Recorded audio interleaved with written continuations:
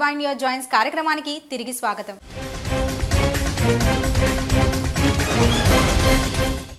Okay doctor గారు, పుట్టడంతోనే bone డిఫార్మిటీస్తో పుట్టే అవకాశాలు ఉన్నాయి అంటే చాలా రేర్గా. ఆ రేర్ అయినా పర్టికులర్ రీజన్స్ ఉంటాయి అలా పుట్టడానికి? డెఫినెట్గా అండి. అంటే ఇప్పుడు మనం బాడీలో మిగతా అన్ని పార్ట్స్ లాగానే ఎముకలు కూడా అండ్ స్కెలిటన్ కూడా and skeletal system, muscular system కూడా పుట్టుకతో డిఫార్మిటీస్ ఉండొచ్చు. అవి యూజువల్గా 2-3 అంటే ఎక్కువ కామన్ వచ్చేసి ఇందాక నేను చెప్పినట్టుగా పాదాలకు సంబంధించి, రెండవది తుంటికి సంబంధించి కూడా ఉంటుంది. దాన్ని కంజెనిటల్ డిస్లొకేషన్ ఆఫ్ హిప్ అంటాం. అది కాకుండా మనకు స్పైన్కి సంబంధించిన ప్రాబ్లమ్స్ కూడా ఉండొచ్చు. ఇవన్నీ యూజువల్లీ అంటే కొన్ని అన్నోన్ కాజెస్ ఉండొచ్చు, బట్ మన ప్రివెంటబుల్ కాజెస్ కూడా ఉన్నాయి. లైక్ ప్రాపర్ న్యూట్రిషన్ తల్లికి ఇవ్వలేకపోవడము and spacing of the children తక్కువగా ఉండడము. సో అది కాకుండా మోస్ట్ ఆఫ్ ఇట్ ఈజ్ చాలా మటుకు అన్నోన్ రీజన్స్ ఉంటాయి. బట్ నోన్ రీజన్స్ ఏంటివి అంటే న్యూట్రిషనల్ని ఆప్టిమైజ్ లేకపోవడము అండ్ స్పేసింగ్ ఇవన్నీ తక్కువగా ఉండడము. ఇవన్నీ కాకుండా ఎల్డర్లీ ప్రెగ్నెన్సీస్ అంటే 30 years తర్వాత వచ్చే ప్రెగ్నెన్సీస్, వీటన్నిటిలో మిగతా అన్ని మాల్ఫార్మేషన్స్ కామన్, దాంతోపాటు ఇది కూడా కామన్ అండి. ఫోలిక్ యాసిడ్ డెఫిషియన్సీ అని అంటాం. అది కూడా అంటే ఫోలిక్ యాసిడ్ తక్కువ ఉండడం వల్ల యూజువల్లీ స్పైనల్ డిఫార్మిటీస్ వస్తాయి, బట్ ఎనీ అదర్ డిఫార్మిటీ కూడా రావచ్చు. ఓకే డాక్టర్ గారు, ఈ బోన్ డిఫార్మిటీస్ని ఎలా అసెస్ చేస్తారు మీరు? బోన్ డిఫార్మిటీస్ని అసెస్ చేయడానికి యాక్చువల్లీ ఒకప్పటి అసెస్మెంట్కి ఇప్పటి అసెస్మెంట్కి కానీ గమనించినట్టయితే చాలా అడ్వాన్సెస్ వచ్చాయండి ఈ ఫీల్డ్లో. డిఫార్మిటీకి కరెక్షన్ సర్జరీ అంటే అదే కాకుండా లింబ్ రీకన్స్ట్రక్షన్ సర్జరీ అనేది ఒక స్పెషాలిటీ లాగా ఎదిగిపోయింది ఈ రోజుల్లో.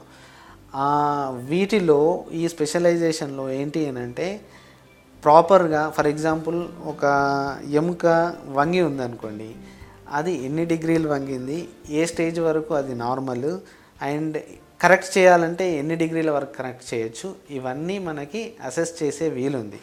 యూజువల్లీ ఏంటంటే మనకి లోయర్ లిమ్స్ అంటే కాళ్ళలో కానీ గమనించినట్టయితే ఈ డిఫార్మిటీ ఫర్ ఎగ్జాంపుల్ ఉందనుకోండి, దాన్ని స్టాండింగ్ లాంగ్ లెగ్ వ్యూస్ అని ఇప్పుడు లేటెస్ట్ అడ్వాన్సెస్ వచ్చాయన్నమాట. అంటే మనిషిని నిలబెట్టి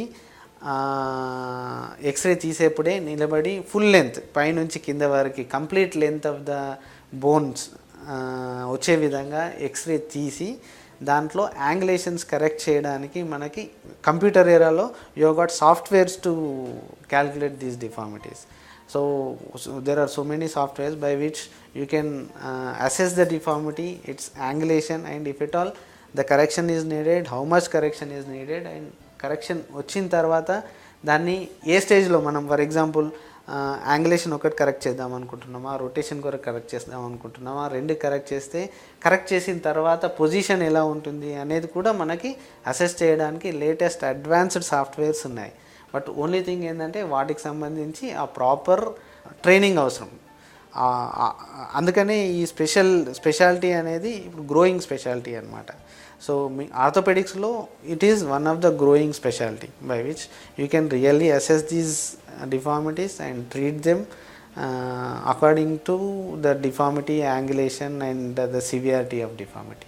ఓకే డాక్టర్ గారు, బోన్ డిఫార్మిటీ అంటే ఏంటో, అవి ఎవరిలో ఎక్కువగా కనపడతాయో, చిన్నపిల్లలకి వచ్చినప్పుడు వాళ్ళకి అందుబాటులో ఉన్న ట్రీట్మెంట్స్ గురించి మా ప్రేక్షకులకు చాలా చక్కగా వివరించారు. ధన్యవాదాలు.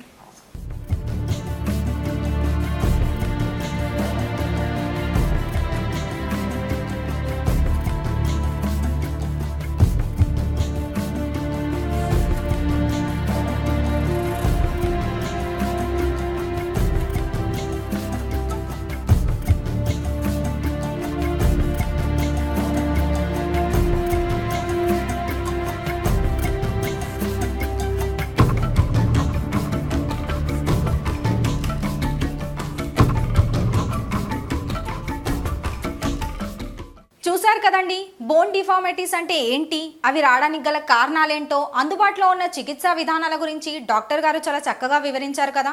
డాక్టర్ గారు చెప్పిన సలహాలు సూచనలు పాటించండి, ఆరోగ్యంగా ఉండండి. మంచి ఆరోగ్యం కోసం చూస్తూనే ఉండండి TV7. నమస్తే.